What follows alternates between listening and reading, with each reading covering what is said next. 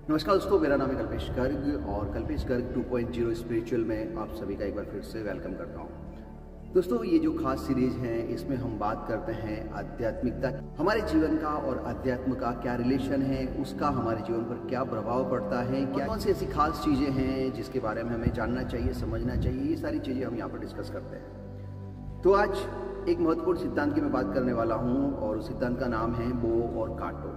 इसको समझने के लिए थोड़ा सा हम हमारे चारों ओर ऑब्जर्वेशन करते हैं, एक नज़र डालकर कुछ परिस्थितियों को, कुछ स्थितियों को समझने का प्रयास करते हैं। दोस्तों, आपने बहुत सारे लोगों को देखा होगा जो एक ऐसे घर में जन्म लेते हैं जहाँ पर उन्हें बहुत सारे संघर्ष करने पड़ते हैं, बहुत सारी आर्थिक कठिनाई झेलनी पड़ती हैं, नॉट ओनली आर्थिक बट सामाजिक भी।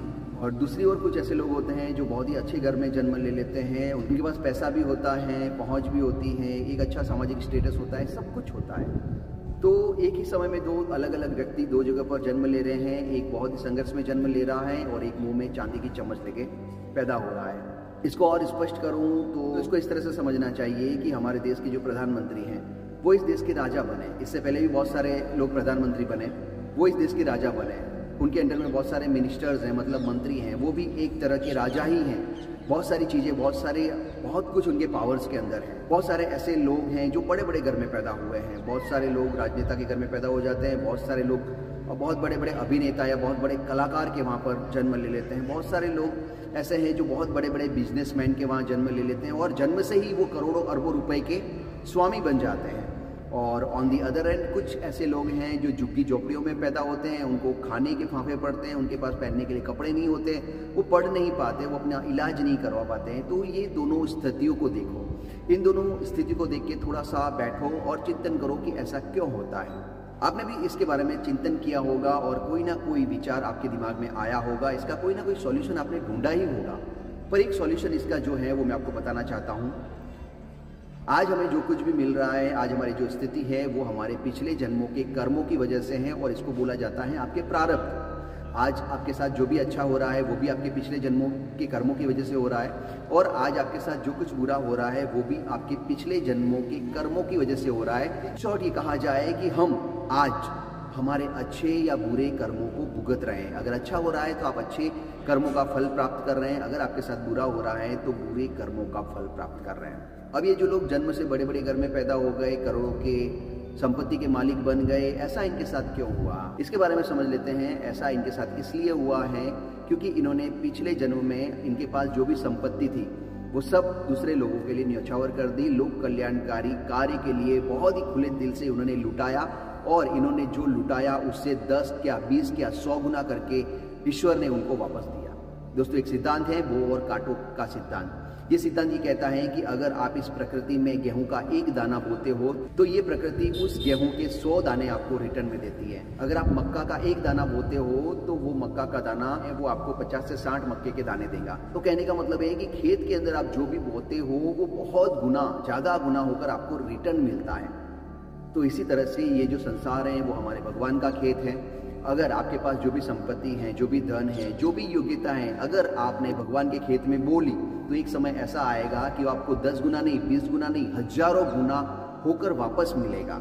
मैं किस भगवान के खेत की बात कर रहा हूँ? ये जो संसार है वो भगवान का खेत है और यहाँ पर जितने भी प्राणी रहते हैं, चाहे फिर वो इंसान हो, चाहे फिर वो जानवर हो, चाहे फिर वो पशु पक्षी हो, वो सारे भगवान का खेत, आप इनको समझ लीजिए। और इनके लिए अगर आप अपना पैसा खर्च करते हैं, आप अपनी शक्ति खर्च करते हैं, आप अपना सामर्थ्य खर्च करते हैं, आप अपना समय खर्च करते हैं, तो ये समझना कि आने वाले समय में ये चीज़ें जो हैं वो कई गुना होकर आपको वापस मिलने वाली हैं। बहुत सारी चीज़ें तो आपको इसी जन्म में मिल जाएगी और अगर कुछ बाकी रह जाता है तो वो अगले जन्म में कई गुना होकर आपको रिटर्न मिलने वाली है। हो सकता है कि बहुत सारे लोग इन चीज़ों पर विश्वास ना करें, कहेंगे कि अगला जन्म किसने देखा।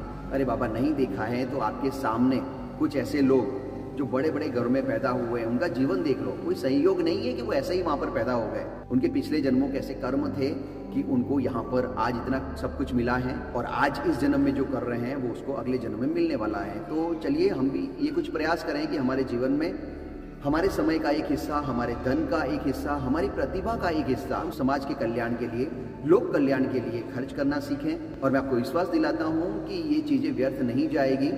कुछ समय जरूर लगेगा। ये नहीं है कि आज आपने अच्छा काम करना स्टार्ट कर दिया और कल से ही आपके साथ अच्छा होना शुरू हो जाएगा। मैंने भी मेरे स्कूल में एक आम की गुठली बोई थी और उसको एक वृक्ष बनते बनते लगभग 10 साल लग गए, 8-9 साल लगे, अब जाके उसके ऊपर फल आ रहे हैं। तो एक आम की गुठली बोते ही अगर मैं ये सोच लेता कि अगले दिन इसके ऊपर फल आ जाए, या फिर उस जमीन में से निकाल के दूसरी और लगा देता, 4 दिन इंतजार करता, वहाँ पे फल नहीं लगे और दूसरी और लगा देता, वहाँ पे भी नहीं लगे, इस तरह से अगर मैं घुमाता रहता तो आप सोचिए क्या वो पेड़ बनता, क्या वहाँ पे फल लगते हैं? कोई भी आपका कर्म होता है उसको पकने के लिए कुछ समय की आवश्यकता होती है। आप अपना कर्म करते जाइए, फल की इच्छा मत कीजिए। जब उसका समय आएगा वो पक जाएगा और पक के अप्रत्याशित लाभ आपको देगा जो आपने सपने में भी नहीं सोचा होगा। तो बस आपके पास जो धन है, आपके पास जो समय है, आपके पास जो प्रतिभा है, ईश्वर ने आपको एक ना एक चीज जी खोल के दी है, कोई कमी नहीं रखी है। फिर चाहे वो धन हो सकता है, फिर चाहे वो समय हो सकता है, फिर चाहे वो आपकी प्रतिभा हो सकती है, कुछ भी एक चीज तो भगवान ने आपको दी है। बस भगवान के खेत में भगवान के लिए, भगवान के बच्चों के लिए उसका उपयोग करना शुरू कर दीजिए।